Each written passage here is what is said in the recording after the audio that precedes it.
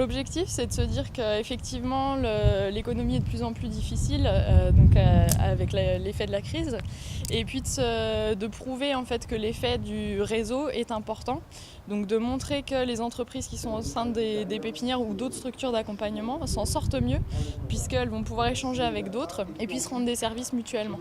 Donc revenir bien sur le local, et puis au niveau des partenariats et des échanges, de montrer que ça permet aux entreprises de s'en sortir et puis d'arriver à faire leur place comme ça. Vous avez animé une conférence ce matin sur la débrouillardise, c'est ça? Dites-nous un peu plus sur ce sujet, c'est assez original.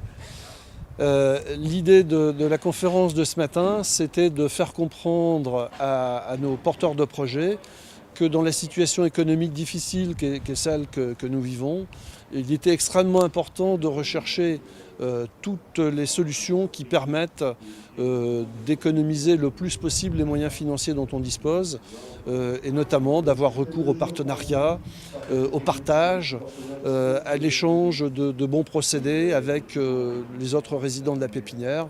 Et puis on en a profité pour présenter des systèmes de financement alternatifs qui sont en train de voir le jour, notamment les plateformes de crowdfunding. On a un très beau taux de survie puisque à 5 ans, on a 90% des entreprises qu'on a accompagnées qui sont toujours sur le marché. L'objectif, c'est effectivement qu'elles fassent 2 ans au sein de la pépinière d'entreprise, renouvelable une fois ou non, et puis qu'ensuite, elles aillent voler de leurs propres ailes sur le marché privé au niveau de l'immobilier. Et donc là, effectivement, on a toujours des contacts avec les anciens résidents, mais il n'y a plus l'accompagnement au quotidien. Donc à la fois un très beau taux de survie et puis donc des développements qui continuent. Par exemple, on a un très bel exemple du début d'année où on a 4 résidents qui sont partis ensemble, donc qui ont choisi d'aménager entièrement un plateau et puis donc de continuer à travailler côte à côte comme ils l'avaient vécu ici, au moment de leur création. Les 4 entités se sont connues en 2008 jusqu'à 2010 au sein de la pépinière et on a trouvé une bonne entente, des secteurs d'activité différents, ce qui est également ce qui nous a poussé à partir ensemble.